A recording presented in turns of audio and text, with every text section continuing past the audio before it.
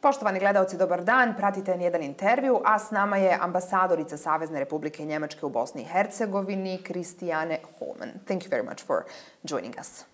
Thank you very much for coming to the residence. In the last few days, we have seen different disturbing events regarding right-wing extremism in Bosnia and Herzegovina, among them the parade of paramilitary Chetnik units in Visegrad, also an assault on a returnee in Prijedor. A local imam in Bosanski Novi has also received very disturbing threats.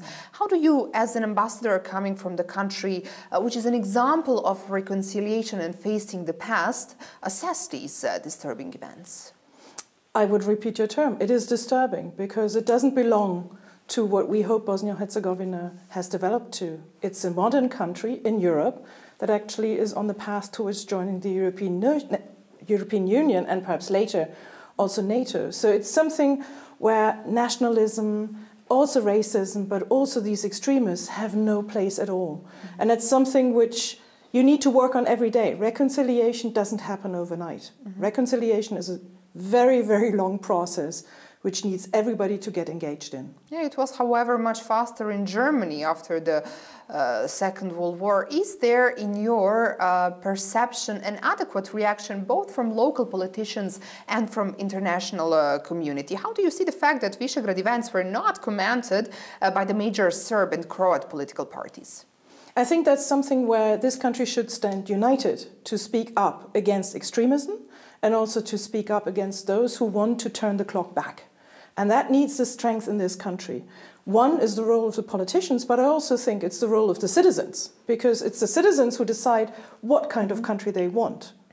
Yes, and according to the former High Representative in Bosnia and Herzegovina, Mr. Christian Schwarz-Schilling, this situation could escalate into the violent form, armed conflict. Do you share his views and assessments?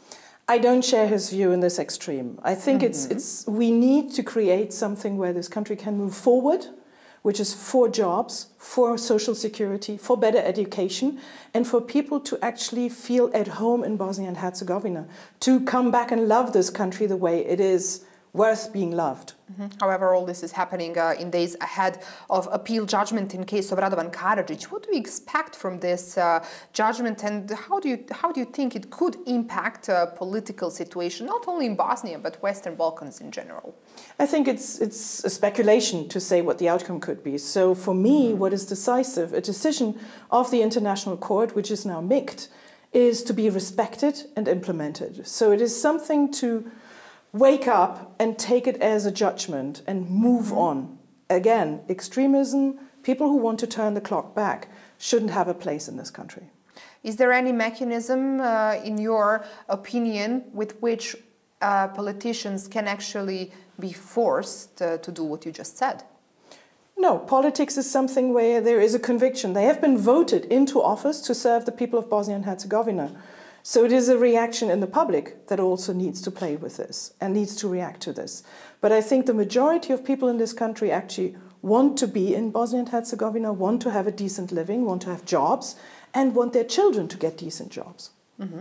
Over the last few days, we also had a real spy tale between Bosnia and Croatia, claiming that neighboring Croatia was trying to engage some radical elements in illegal activities related to terrorism. I guess you have read about it. What is your take on this story? Well, I have no special information on this case, but I hope that the prosecutor's office will investigate this and look into these allegations. And then if anything proves to be founded, then of course justice has to take place. But in light of this issue, how do you assess influences of neighboring countries on the political situation in Bosnia and Herzegovina in recent months and years? It is something where this whole region has to learn to live with each other without interfering into each other's affairs, but also to build a modern region. And this is why the Berlin process, in our view, is so important, because this is a region that can be stronger the more you cooperate in practice and to move on also as a society. And of course, with the neighboring countries, Serbia, which is already negotiating with the European Union, Croatia being a member of the European Union, actually you have neighbors who could help Bosnia-Herzegovina to move forward and to accelerate its accession towards the EU. Would you rather say that they help or they rather interfere? I would say they could help. And the current issues, I'm not in government here, so I don't see what actually is taking place, but I think potentially they could help a lot. Mm-hmm. We know that there were very contagious relations between the current president's chairman of presidency, Mr. Milorad Dodik, and many ambassadors. What is your relationship with him, and what do you expect for him as a chairman and a member of presidency of Bosnia and Herzegovina? I think the presidency as a whole sets the tone for the country. And that is very important. It's also a challenge for each chairman of the presidency to see that there is unity, that the three members of the presidency pull at the same string and that they push the agenda forward. And we have this seen, the most recent example is this roaming agreement, where the presidency actually gave the decisive push under the leadership of President Dodik to actually sign this agreement on the 2nd of April in Belgrade at the IT summit, and that we also get implementation of this agreement, which should get, in the end, rid of all roaming costs for people in the region. I think that's an important step forward. So I would hope for more of these positive actions which drive the agenda forward. How would you assess your relation and collaboration with Mr. Dodik? Like with any other member of the presidency. I mean, we meet and we talk about current issues and we have an exchange of views. So there is no specific relationship in any way with him compared to the other two members. Germany is a country strongly supporting Bosnia's path, not only to EU, but also NATO. However, we have seen that political bickering have stopped adoption of the annual national plan, which also stalled formation of Council of Ministers. How does Germany see the situation?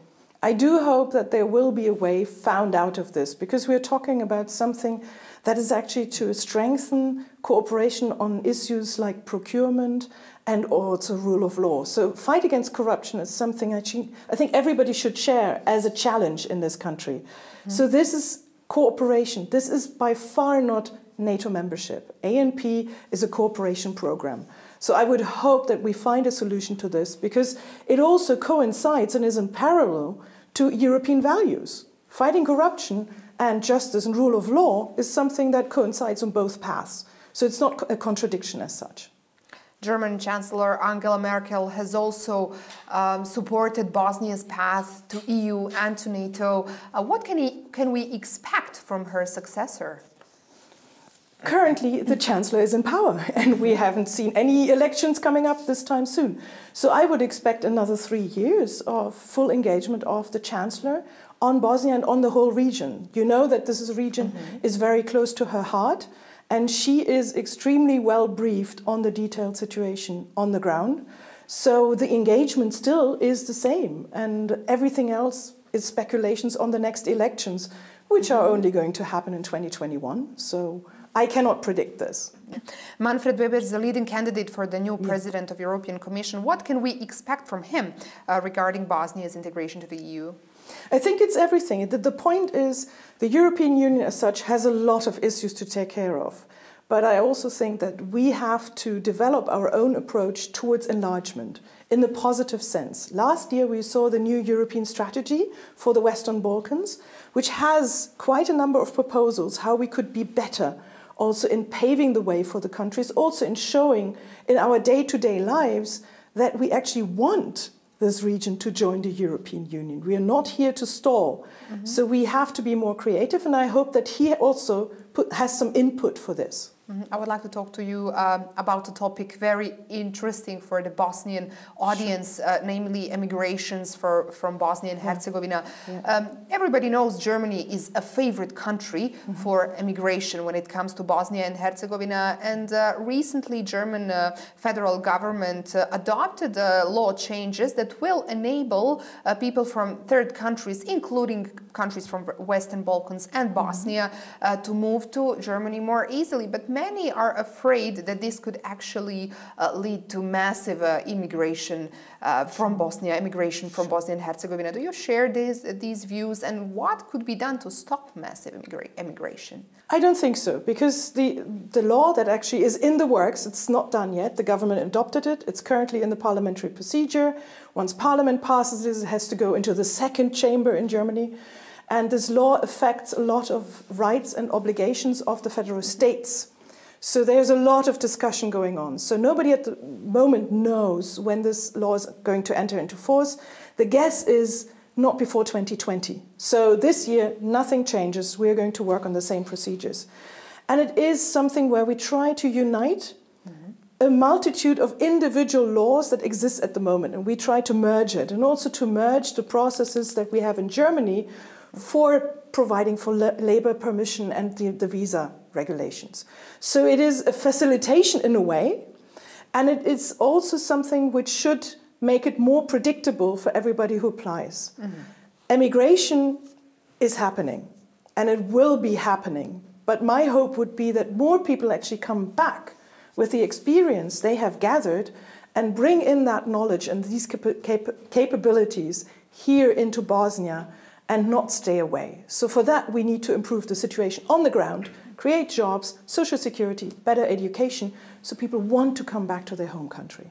However, the visa process in the German embassy, sometimes it takes up to 2 years for people to get a visa, 2 years before their visa for Germany is issued. Why does it take so long? Is it possible to fasten this process for many who would like to go and work in Germany?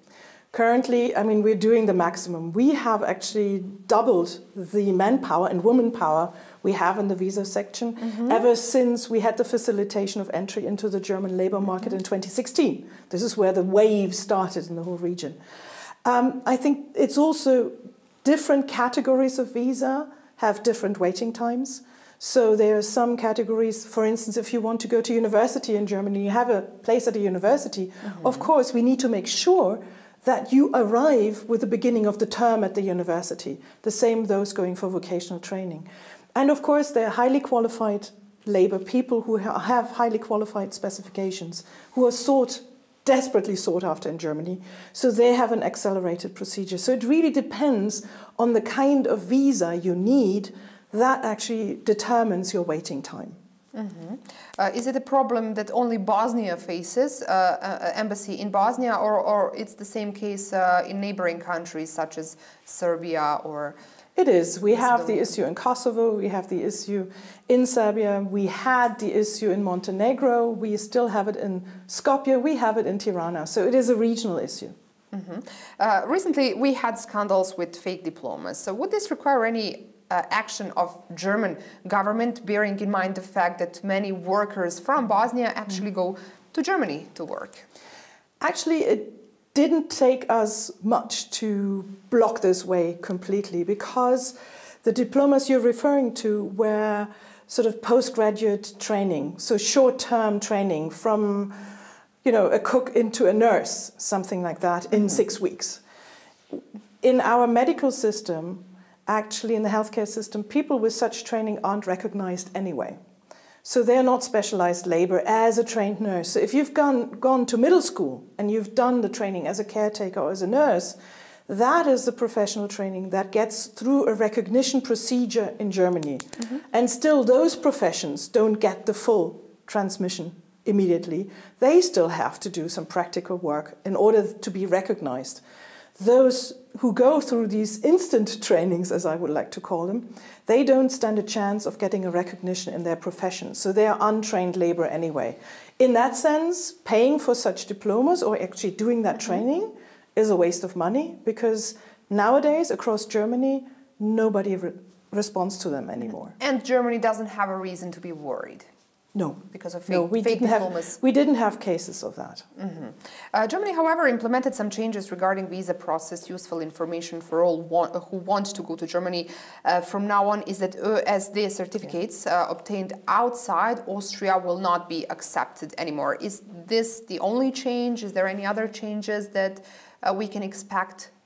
No, this is the only change, and this is a temporary measure which we had to introduce in order to make sure to ensure the comparability of the certificates that you could get through ÖSD, but also through Goethe Institute. So to have equal balance and equal levels of language skills, and it's, let me emphasize, it's temporary, and as soon as this problem is sorted out, we will recognize again, and it enters into force only 1st of June.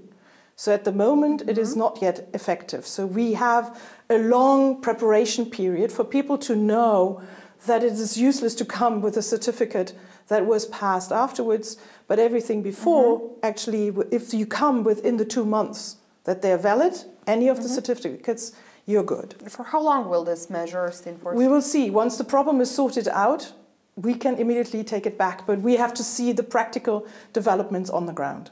Thank you very much. It's my pleasure. Poštovani gledaoci, pratili ste N1 intervju, a s nama je bila ambasadorica Savezne Republike Njemačke u Bosni i Hercegovini, Christiane Hohmann. Ostanite uz N1.